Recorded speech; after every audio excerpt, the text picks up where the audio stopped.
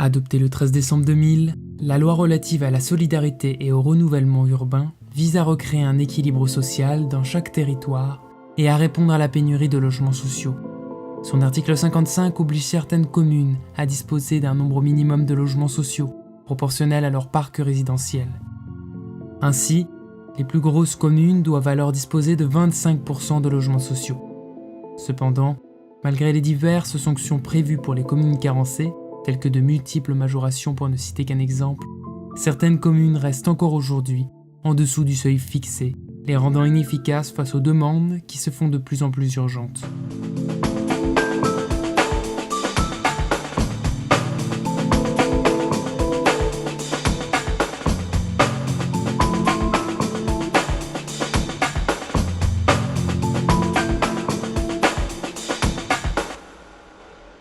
Bonjour Lorinda, vous avez 42 ans et vous êtes atteinte d'une sclérose en plaques, diagnostiquée en 2005.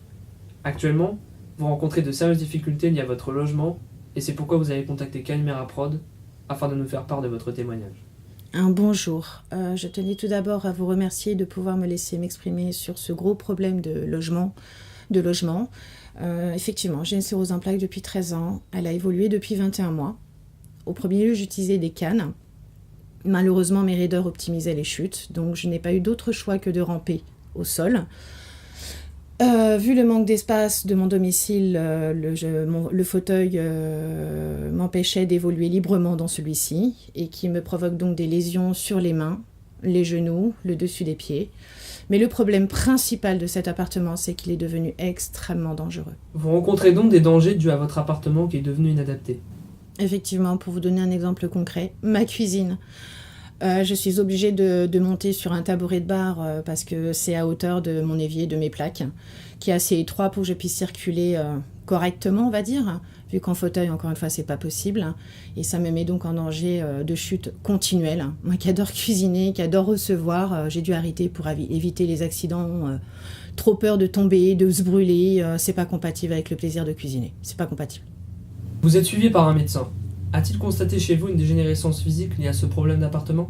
Oh, tout à fait. Comme dit précédemment, je suis obligée de ramper au sol, notamment quand je descends de mon tabouret dans la cuisine. Donc le choc de ma réception au sol vaut des lésions également, qui a été constaté et validé par ma neurologue et mon médecin traitant. De quelle aide bénéficiez-vous actuellement ?